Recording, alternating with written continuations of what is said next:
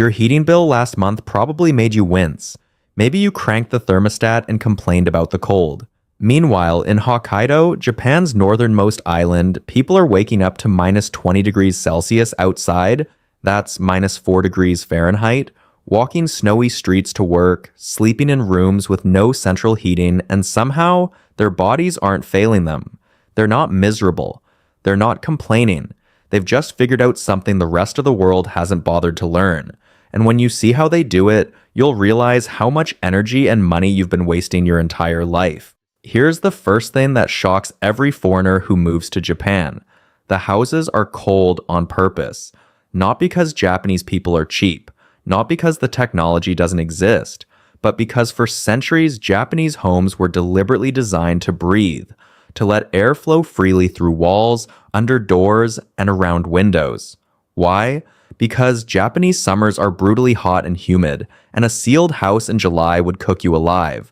So the entire architectural tradition prioritized summer survival over winter comfort. The result? Most Japanese homes and apartments use single-pane aluminum frame windows.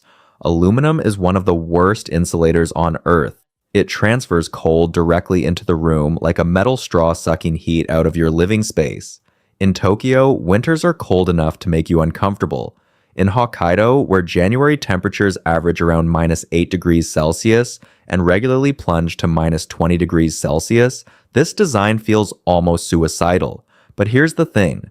Hokkaido residents have developed responses to this problem that are so simple and so cheap, they make modern Western insulation culture look ridiculous.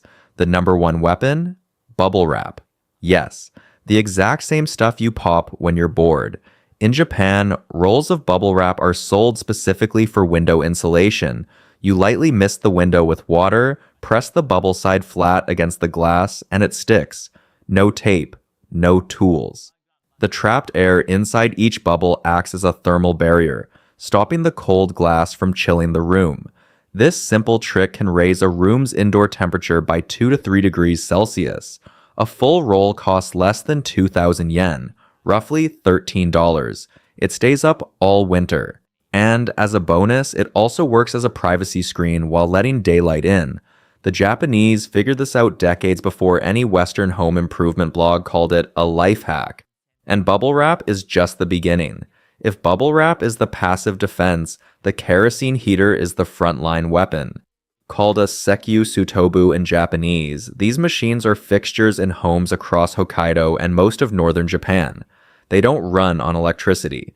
They burn kerosene, the same fuel used in jet engines, just considerably less dramatic in your living room. A good kerosene fan heater can raise a freezing room to comfortable temperature in under 10 minutes. That's something most electric space heaters spend an hour trying and failing to do. Here's how the system works. You buy kerosene, called toyu, at any gas station, filling your bright blue or red plastic tank. A delivery truck also drives slowly through Hokkaido neighborhoods in winter, playing music as it goes, the same way ice cream trucks work in the summer, except instead of dessert, it's bringing fuel so you don't freeze. You siphon the kerosene into the heater's internal tank and it burns all day. The catch is that burning kerosene consumes oxygen and produces carbon monoxide, so Hokkaido residents crack a window briefly every 30 to 60 minutes to ventilate. Most modern units have sensors that shut the heater off if oxygen levels drop too low or if the device gets tipped over. It's a centuries-old technology with modern safety guardrails bolted on. But here's the detail that really says something about Japanese priorities. Kerosene heaters are used precisely because they don't heat the entire house. They heat the room you're in. Only that room. Not the hallway. Not the bedroom next door. Not rooms you're not using. Westerners find this bizarre. Japanese people find wasting heat on empty rooms bizarre. Which brings us to the piece of furniture that might be the single most genius invention in the history of staying warm. There is a low table in Japanese homes that has been described by at least one Japanese husband as the devil's tool. Not because it's dangerous, because once you put your legs under it, you will not stand up again for the rest of the evening. The kotatsu traces its origins to the Muromachi period, the 14th century, when people would place a wooden platform over an irori, a traditional sunken floor fireplace, and drape fabric over it to trap the heat. By the Edo period, the design had evolved into something very close to what you see in Japanese homes today. A low table with an electric heating element mounted underneath and a thick quilted blanket called a keikebuten draped between the tabletop and the frame to seal the warmth inside. You sit on the floor, slide your legs under the blanket, and the heat envelops your lower body while your upper half deals with the cold air in the room. Within minutes, you are so comfortable you achieve a near catatonic state of contentment. This is not an accident. The kotatsu is built on a principle that modern thermal scientists confirm. You don't need to heat the air around a person to keep them warm. You need to heat the person, specifically their core and legs. Warm feet and a warm torso signal the brain that the body is safe and comfortable, even if the room temperature is 12 degrees Celsius. Your metabolic rate adjusts. You stop shivering. The energy consumption?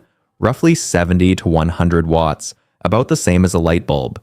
Compare that to a Western central heating system running at 3,000 to 5,000 watts to heat an entire house, including the bathroom, the hallway, and the room nobody's been in since Tuesday. Hokkaido families don't heat houses, they heat bodies. The kotatsu is the purest expression of that philosophy. One warning printed on virtually every kotatsu manual ever made: do not fall asleep inside it overnight. The continuous dry heat can cause low temperature burns and dehydration severe enough to compromise your health. Every Japanese person knows someone who learned this the hard way. But even the kotatsu can't keep you warm when you step into minus 20 degrees Celsius air outside. For that, Japan invented something the rest of the world only copied a century later. In the Edo period, the 17th through 19th centuries, Japanese people kept warm on cold journeys by heating stones, sand, or salt, wrapping them in cloth, and tucking them into the chest pockets of their layered kimono.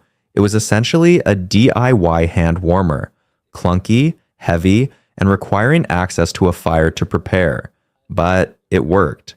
Then, in 1923, a Japanese inventor named Nichi Matoba patented something that changed personal warmth forever. He discovered that platinum metal could catalyze an oxidation reaction, producing a sustained, controlled heat. No flame, no electricity, just chemistry. He named his invention the Hawking Kairo, the Hawken warmer, and founded a company still operating today. 52 years later, in 1975, the disposable chemical kairo arrived. These are the thin foil packets sold everywhere in Japan every winter, at convenience stores, drugstores, and vending machines. Open the packet, shake it, and within 5 minutes it hits between 50 degrees Celsius and 68 degrees Celsius, up to 154 degrees Fahrenheit. The non-adhesive type lasts up to 18 to 20 hours. The stick-on type, attached to the inside of your clothing, maintains heat for 12 to 14 hours. Hokkaido residents use them like most people use keys. You don't leave the house without them. Children carry them in their school bags. Elderly people stick the adhesive version to their lower back to maintain circulation in their core.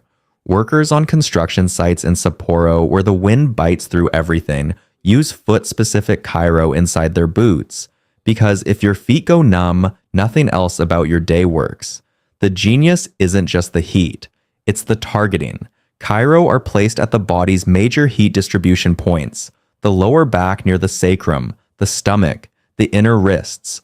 Warm those spots and your blood carries the heat outward like a central heating system running through your own veins. The rest of the world eventually caught up. Hand warmers appeared in other countries decades later, but it was Japan that solved the problem first. In a country where you walk everywhere, wait on exposed train platforms, and spend real time in real cold, a pocket-sized heater that lasts all day isn't a luxury.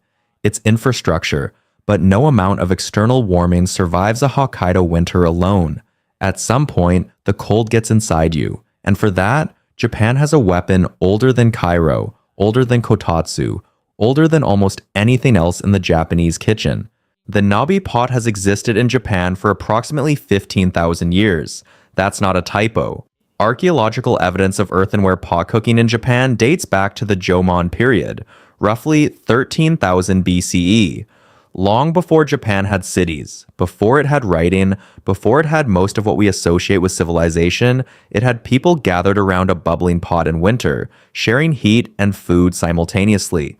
Today, nabe, pronounced nabe, is Japan's defining winter meal. It is also, when you understand the mechanics, one of the most thermodynamically intelligent things you can put in your body. Here's how it works. A ceramic pot called a donabe sits on a small portable gas burner in the center of the dining table. Into it goes dashi broth, typically made from kombu kelp and dried bonito flakes, followed by whatever combination of vegetables, tofu, meat, and seafood the family is using. The pot simmers continuously throughout the meal. Everyone picks ingredients from the shared pot and eats them piping hot, directly at the table. In Hokkaido specifically, the dominant version is Ishikari nabe, named after the Ishikari River. Its base is a rich miso broth loaded with salmon, potatoes, Chinese cabbage, tofu, konjac, mushrooms, and butter. The region produces some of the finest salmon in the world, and the miso broth wraps it in a warmth that reaches somewhere below rational thought. Now, here's the science. Eating hot food raises your core body temperature.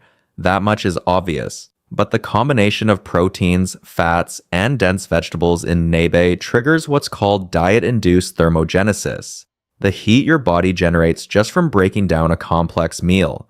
A large nabe dinner produces internal warmth that peaks roughly 2 to 3 hours after eating. In a cold Hokkaido night, the timing is almost perfect. Dinner at 7 p.m. means your metabolic furnace is running at full capacity by 9 or 10 p.m., right as outside temperatures drop to their lowest. And then there's what happens around the pot itself. Because nabe is cooked at the table, the steam and heat from the bubbling broth radiates outward. In a cold Japanese dining room, a large nabe pot functions as a small space heater for everyone sitting around it. The social ritual and the physical warmth are completely inseparable. The meal ends with something called shime, the close. Once the main ingredients are eaten, rice or udon noodles are added to the remaining broth, which has spent an hour absorbing the flavor of everything cooked in it. You drink every drop of that concentrated, nutrient-dense broth. Nothing is wasted. Not a calorie, not a degree of warmth. It's the most efficient meal ever accidentally invented. Outside the home, Hokkaido residents layer with a precision that outdoor survival experts study seriously. The system is 3 layers. Base layer, heat tech, Uniqlo's thermal fabric, worn against the skin. Thin enough to look like a regular shirt, but the synthetic fibers trap a microscopic layer of warm air against your body. Second layer, a mid-weight insulating piece, typically a fleece or thin down jacket. Third layer, a waterproof, windproof outer shell. Because in Hokkaido, the issue isn't just cold. It's wind-driven snow that penetrates everything and wetness that destroys insulation. The system works because each layer does a different job. Base layer keeps you dry from sweat. Mid-layer traps heat. Outer layer blocks the environment. 3 separate problems, 3 separate solutions. Not one thick coat that tries to solve all 3 at once and succeeds at none of them. Inside the home, there's another garment most Westerners have never heard of, the hanten, a short, padded kimono-style jacket worn indoors during winter. No outdoor shoes, no heavy coats, just a thick quilted indoor jacket that keeps your torso and arms warm without requiring you to heat the whole room. It's the indoor equivalent of the kotatsu logic.